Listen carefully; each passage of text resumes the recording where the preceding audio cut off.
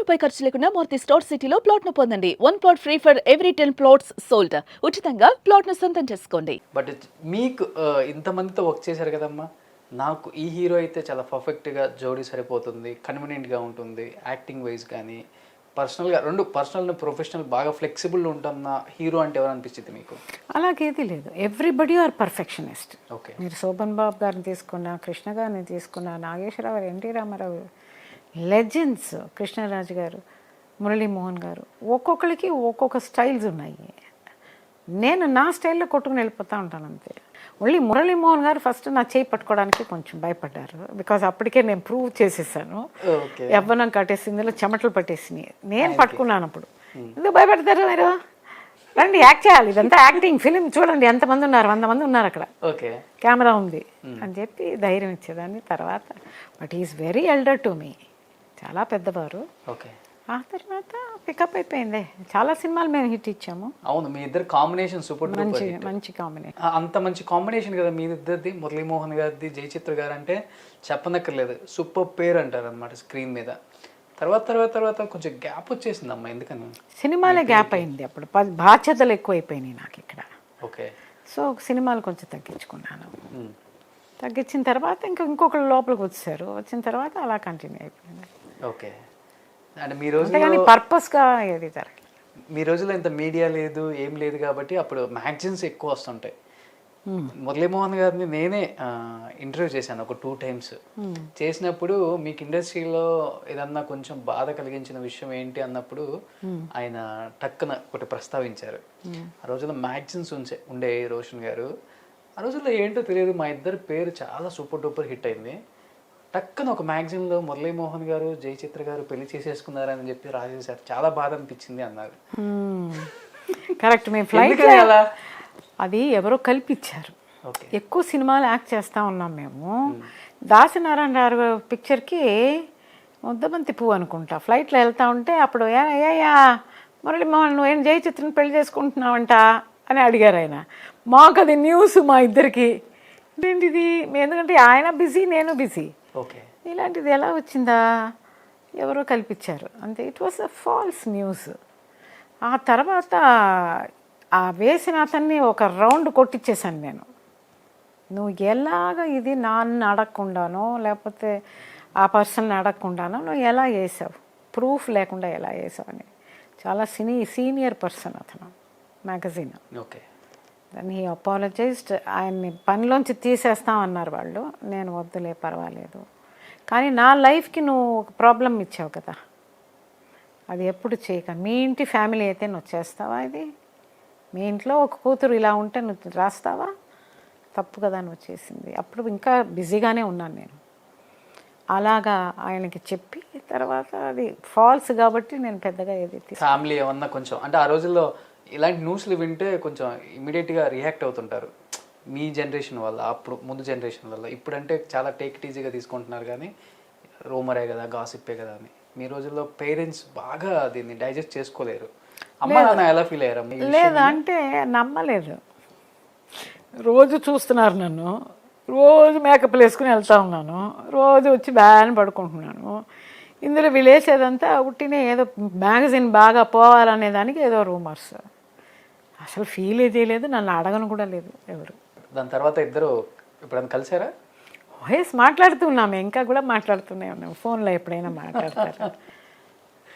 Every hero, everybody, అందరికీ నేనంటే ఇష్టం, నాకు వాళ్ళందరంటే ఇష్టం. ఇష్టం ఇన్ ద సెన్స్ మాట్లాడతాం, బాగా స్వీట్గా మాట్లాడతాం, అందులో ఏం is nothing wrong in that. అప్పుడు మాట్లాడలేకపోయాము, ఇప్పుడు మాట్లాడుతున్నాం అంతే. Just talking is nothing. Okay, ఇంత అందంగా ఉంటారు కదా, ఎంతమంది మనసు పారేసుకున్నారు మిమ్మల్ని చూసి? చాలా మంది పారేసుకోలేదు అని అంటేనే అక్కడ ప్రాబ్లం, లేదు అంటేనే ప్రాబ్లం. ఓకే, నిండిపోయాయా ఇల్లు మొత్తం లెటర్స్తో? లెటర్స్ అనేది ఉండదు, ఆటలు అవి ఇవి విని విని విని విని మీకు కూడా బోర్ కొట్టి ఉంటుంది. బోర్ అనేది లేదు, వాళ్ళ మనసులో ఉండేవి చెప్తారు, అందులో ఏం తప్పు ఉంది. అంటే ఫ్యాన్స్ ఎక్కువ లేకపోతే హీరోస్ కూడా? ఫ్యాన్స్లోనూ ఉన్నారు, హీరోస్ ఉన్నారు. వద్దులే ఇప్పుడు ఫ్యామిలీస్ ఉన్నారు. ఇంట్రెస్టింగ్ ఫేస్ అదంతా అంత ఈజీగా తీసుకుంటారండి. We all had our limitations. ఇండస్ట్రీకి వచ్చాక మీ ఫస్ట్ క్రష్ ఎవరమ్మా? నాకు క్రష్ ఏది లేదు. No crush in the industry, no. Because all the time I was working. But ఎప్పుడన్నా రిగ్రెట్స్ ఫీల్ అయ్యారా? ఎప్పుడన్నా వేరే వాళ్ళతో ఏదన్నా ఇష్యూ వచ్చి? లేదా ఇప్పుడు అనుకుంటాను, అయ్యో ఏంటి రోజులన్నీ వదిలేసాం మనం అని. ఇంత స్ట్రిక్ట్గా ఉండి అక్కర్లేదు అని అనుకుంటాను ఇప్పుడు. But those were the days like that. ఎక్కడమ్మా మీ ప్రాపర్ అంతా ఎక్కడ? మీ పుట్టి పెరిగింది అంతా? పుట్టి పెరిగిందంతా చెన్నై. 4 fathers అంతా కాకినాడ, ఈస్ట్ గోదావరి డిస్ట్రిక్ట్. గోదావరి. పక్కా తెలుగు. ఈస్ట్ గోదావరిలో కూడా ఇంత అందమైన అమ్మాయిలు ఉంటారు అప్పుడు? అది నాకు తెలియదు. మా అమ్మగారు అందగత్తే. ఓకే. ఆవిడలానే జయశ్రీ గారు కదా? అమ్మాజీ గారని జయశ్రీ గారు. అదే క్యారెక్టర్ మీకు పడింది అమ్మాజీ అని ఒక సినిమాలో. అదే గరానాబుల్ గరానా రాఘవేంద్రరావు గారి సినిమా. నాకు అదే అమ్మాజీ అనగానే టక్కన బలి పెరిగింది. ఎక్కడో విన్నామే ఈ పేరు ఏదో సినిమాలో జయచిత్ర గారిని అని.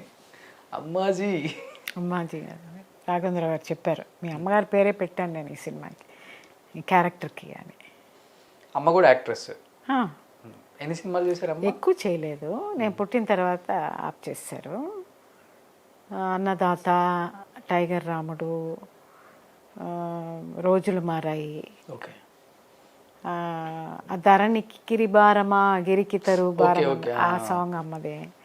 తర్వాత అరంలో శివగామి, మహావీర భీమన్ అని మెయిన్ హీరోయిన్గా చేశారు చాలా ఫ్యూ. తర్వాత నేను పుట్టిన తర్వాత ఆవిడకి రెస్పాన్సిబిలిటీ, హౌస్ రెస్పాన్సిబిలిటీ వల్ల.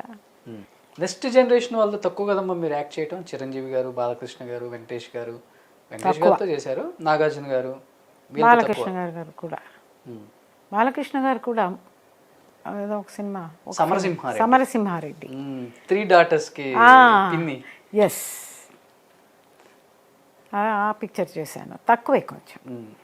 ఎలా ఉంటుంది ఈ జనరేషన్లో తండ్రులతో కలిసి హీరోయిన్గా, ఎవర్ గ్రీన్ హీరోయిన్గా ఒక వెలిగారు. నెక్స్ట్ పిల్లల తరానికి వచ్చేసరికి ఒక అమ్మగా, ఒక తల్లిగా, ఒక పిన్నిగా, ఇంకొక జనరేషన్లో మళ్ళీ ఇప్పుడు అమ్మమ్మగానో నాయనమ్మగానో వస్తారు, అది వేరే విషయం. ఈ జనరేషన్తో ఎలా ఉండేదమ్మా కంపేర్? సరదాగా ఉంటుంది, రౌండ్గా కూర్చునే వాళ్ళందరూ కూర్చుని సరదాగా మాట్లాడతారు. ఇప్పుడు మీరు అడుగుతున్నట్టే ప్రశ్నలు అడుగుతారు, వాళ్ళకి నా అనుభవాలు చెప్పాలని. So I use to tell them, share them. దాని తర్వాత మేము ఇది భోజనం వండాము, అది భోజనం వండాము అని, మీకోసం ఇది ఇష్టం అని తీసుకొచ్చిస్తారు. ఓకే. సో చాలా ప్రేమగా ఉండేవాళ్ళు, అందరూ చాలా ప్రేమగా ఉండేవాళ్ళు. దే యూస్ టు అడోర్ మీ. నా సినిమాలన్నీ చూశారు, చిన్నప్పుడు చూసింది అవన్నీ చెప్తూ ఉంటారు. సో ఒక ఫ్యామిలీ లాగా కూర్చుని అందరం గలగలగలగలని మాట్లాడేవాళ్ళం. ఎవరికి ఉంటుంది 3 generations-తో వర్క్ చేసే భాగ్యం? ఎన్టీఆర్ గారు, బాలకృష్ణ గారు, జూనియర్ ఎన్టీఆర్, ముగ్గురుతో వర్క్ చేశారు. You're right. It's very happy, very, very happy.